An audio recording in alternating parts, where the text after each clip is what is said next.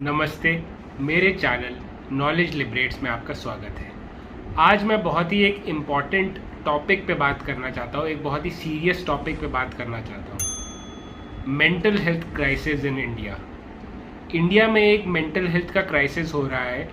Around reports कहती है कि 14% से ज़्यादा जो लोग हैं इंडिया के, उनको कोई ना कोई मेंटल हेल्थ इशू है।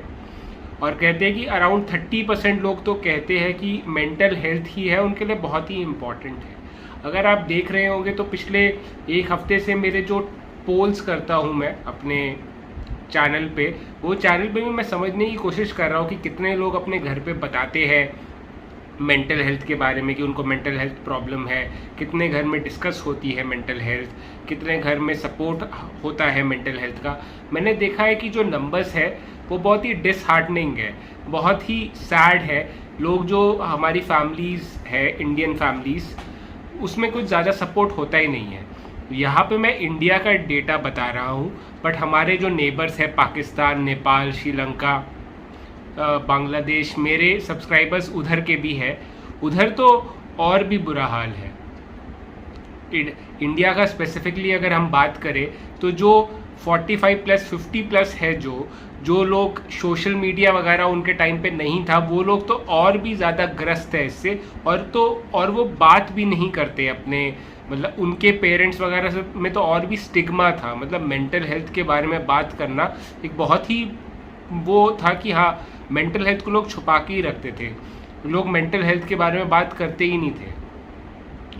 तो हमें इसको तोड़ना है, हमें मिलके मेंटल हेल्थ के बारे में जागरूकता फैलानी है।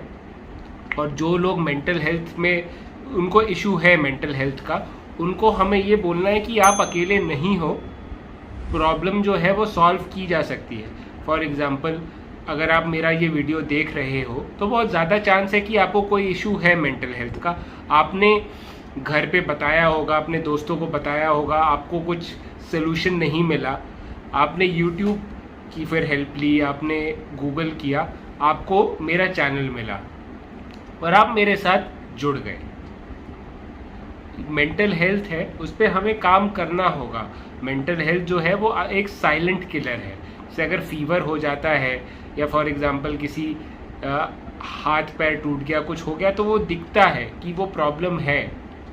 तो जो बाहर के लोग हैं वो सहानुभूति भी दिखाते हैं, वो काइंडनेस भी दिखाते हैं कि उनको दिखता है कि हाँ, सामने को वाले को प्रॉब्लम है, तो वो काइंडनेस दिखाएंगे, वो सहानुभूति दिखाएंगे। बट अगर जो मेंटल हेल्थ इशू है जो आपके दिमाग में है, किसी और को दिख नहीं रहा, वो किसी और को दिख नहीं रहा, तो वो आपकी हेल्प कैसे करेंगे? तो यही प्रॉब्लम है कि जो मेंटल हेल्थ का जो पेशेंट है वो अकेले ही अकेले मरता रहता है, अकेले ही अकेले उसको प्रॉब्लम में झेलता रहता है, कुड़ता रहता है। तो क्या करें, इसके बारे में क्या कर सकते हैं? सबसे पहले चीज़ है ये समझना, अपने आप से समझना कि मेंटल हेल्थ इशू जो है अगर हो जाता है तो ये कोई वो नहीं है। तुम अपने आप को कोसो मत कि मेरे साथ ऐसा क्यों हो गया, मेरे साथ ये ऐसा क्यों हुआ। ये एक बीमारी है। अगर आपको बुखार हो जाएगा तो आप अपने आप को कोसोगे क्या बैठ के कि अरे मुझे बुखार क्यों हो गया, बुखार क्यों हो गया? या अगर आपको टाइफाइड हो गया या कोई और बीमारी होगी तो क्या अपने आप को कोसोगे कि मुझे टाइफाइड क्यों हो गया, ये सब क्यों हो गया? ऐसे कोसोगे नहीं ना। आप अपने जो बीमारी है उस पर काम करोगे, बीमारी को ठीक करने की कोशिश करोगे।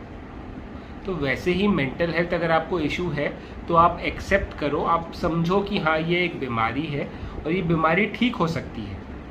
मेंटल हेल्थ की जो बीमारी है उसमें जैसे फीवर वगैरह में दवाई खा लिया, ठीक हो गया। पर मेंटल हेल्थ की जो प्रॉब्लम है उसमें आपका थोड़ा एफर्ट लगता है। You have to put some efforts. सामने से एफर्ट जाता है, जैसे थेरेपी वगैरह करने में एफर्ट जाता है, तो आपको एफर्ट करना पड़ेगा। तो एक तो ये है कि आप समझ जाओ कि अपने आप को कोसना बंद करो। मेंटल हेल्थ का जो स्टिग्मा है कि मेंटल हेल्थ कुछ हो गया तो मैं कमज़ोर हूँ, ऐसा मत सोचो। मेंटल हेल्थ इशू हो गया, उससे कमज़ोरी से मत वो करो कि मैं कमज़ोर हूँ, मैं डिप्रेशन हो गया। ऐसा नहीं है कि हंसो, ऐसा क्या है, ठीक है खुश हो जा, कोई नहीं है, भूल जा। अगर भूलना इतना आसान होता तो लोगों को डिप्रेशन होता। अगर थॉट्स अगर अब मन चाहे ये होता कि थॉट्स ना आए दिमाग में, तो किसी को ओसीडी होता। ये भी एक प्रॉब्लम है, ये समझो कि ये एक इशू है, इस इशू का हमें सलूशन चाहिए। तो इस इशू का हम मिलके सलूशन करेंगे। इस मेंटल हेल्थ को जो है आप सीरियसली लो, और मेंटल हेल्थ के बारे में जागरूकता अगर फैलेगी, जैसे अगर आप ये वीडियो दिखाते हो अपने फैमिली वालों को, अपने दोस्तों को, तो उनको ये पता चलेगा कि मेंटल हेल्थ भी एक बुखार की तरह, टाइफाइड की तरह, कैंसर की तरह एक बीमारी है जिसका इलाज की ज़रूरत है। वो सिर्फ खुद से ऐसे नहीं चले जाएगा, इग्नोर करने से नहीं जाएगा, इसमें भी थेरेपी, दवाई की ज़रूरत पड़ती है। बाकी ये है कि जो मेंटल हेल्थ है वो काफ़ी महंगा है। मेंटल हेल्थ को अगर आपको ट्रीटमेंट चाहिए, अगर आप किसी साइकोलॉजिस्ट के पास जाते हैं तो 2000-2500 से कम वो लेते नहीं हैं।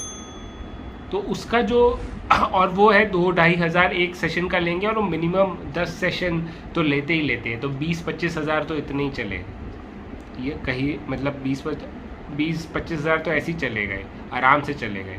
50,000 70,000 मैं बोल रहा हूँ, एवरेज तो 40-50 हज़ार चले जाएंगे अगर आप साइकियाट्रिस्ट के पास जाएंगे। इसका मतलब ये है कि हम ना जाए, ऐसा तो नहीं है ना, हमें सोल्यूशन तो चाहिए। हम चाहते हैं कि हमारा जो मेंटल हेल्थ है वो बेटर हो, प्रॉब्लम ठीक हो जाए।